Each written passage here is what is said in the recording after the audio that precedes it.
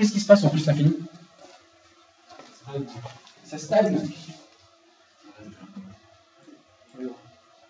Ça stagnerait, mais ça tombe. Et là, quoi? Là, elle bouge plus. Ça tend vers 1. Ça tend ou ça touche? Ouais, est-ce que ça touche? Ça touche jamais, ça ne touche jamais. Mais on a vraiment fait ça se rapproche, mais ça se touche jamais. Et ça, c'est un phénomène toujours assez joli à observer. C'est le phénomène d'asymptote. Donc là, je me mets ici par exemple. Qu'est-ce que je vais faire? Je vais zoomer. Là, je n'arrive pas à distinguer les deux. Donc je zoome. Et vous voyez, ça ne touche pas. Et je peux continuer ça comme ça sans arrêt. Je vais me déplacer. Je vais dire, allez, bon, ok, allez, c'est bon, là, à un moment donné, ça va toucher. Donc je me déplace. Et vous voyez, ça se rapproche, hein, ça se rapproche. Voilà, c'est bon, ça y est, ça touche, c'est sûr, c'est archi sûr que ça touche. Et ben je zoome, et là, mais ça ne touche pas. Et je peux continuer comme ça indéfiniment, ça ne touche jamais. Alors qu'on a l'impression que ça touche depuis longtemps. Donc c'est un phénomène d'asymptote qui est lié aux limites. Votre fonction, alors ce qui est rouge, c'est la valeur 1. Ce qui est noir ici, c'est les valeurs graphiques de f de x.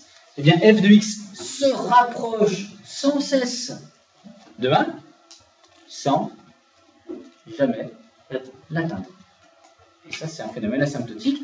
Graphiquement, qu'est-ce que l'on observe? Eh bien, graphiquement, on observe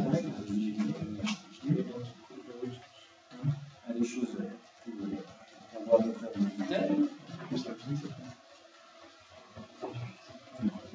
graphiquement, on observe une courbe qui va s'écraser, mais sans jamais atterrir, en quelque sorte, s'écraser sur la droite ici horizontale, l'équation y. C'est un phénomène d'asymptote. Alors par le calcul, comment on peut expliquer ça à votre avis? Lorsque cette fois-ci x devient très grand.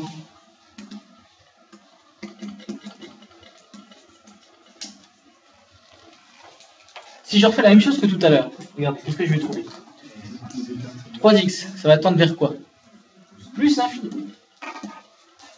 Et je multiplie plus l'infini par un nombre qui va être très très proche de 0.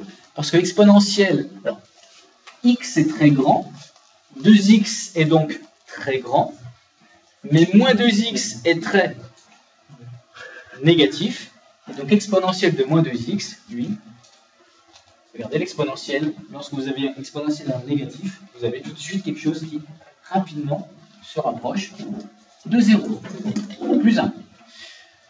Qu'est-ce que vous pensez d'un nombre très grand multiplié par un nombre qui se rapproche de 0? Eh bien non. On ne sait pas conclure. Je donne un exemple très simple. X carré fois 1 sur x. En plus l'infini, ça tend vers plus l'infini.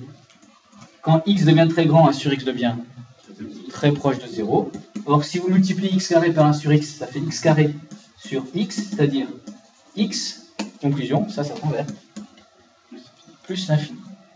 Et là, on a le même phénomène, un plus l'infini fois quelque chose de très proche de 0, et il se trouve que là, effectivement, ça se rapproche de 0. Non pas parce que c'est l'infini par 0, en fait, ça, on ne sait pas, mais c'est parce qu'il y a une propriété qui dit que l'exponentielle l'emporte toujours sur les autres.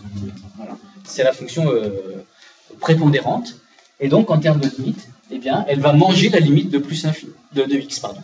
X envers plus l'infini, je m'en fous, exponentielle, lui, c'est lui qui rafle la mise. Et donc, puisque l'exponentielle de moins 2x tend vers 0, eh bien, le tout tendra vers 0 parce que l'exponentielle est beaucoup plus fort. Et donc, au final, on a quelque chose ici qui se rapproche de 0.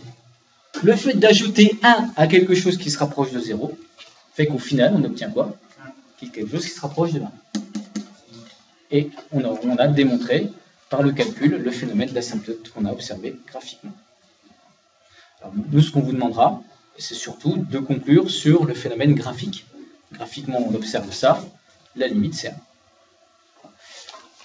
Allez, juste avant de faire, pour terminer avec ça, si, là je suis à -2,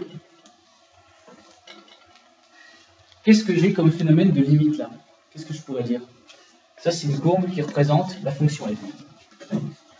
Limite de f de x égale, voilà.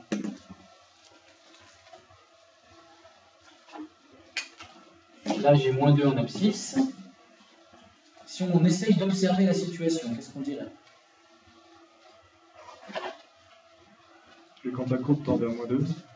Alors, quand les abscisses se rapprochent de -2, on a les ordonnées qui, vous le voyez, grandissent, donc deviennent plus l'infini. Les ordonnées, c'est les f de x. Donc ici, j'ai f de x qui va tendre vers plus l'infini. Ceci, vous l'avez dit, lorsque x se rapproche de -2. Alors ici, on va préciser un petit peu. Vous voyez que je me rapproche de -2, mais par des valeurs inférieures. Je suis à gauche. C'est-à-dire que je ne vais pas prendre -1,9. Je vais prendre -2,1, -2,0, etc. Donc généralement, on met soit en dessous x est inférieur à -2, ce qui est le plus détaillé, mais on peut écrire ça aussi, -2, avec un moins au-dessus, pour dire que je me rapproche par des valeurs qui sont inférieures à -2.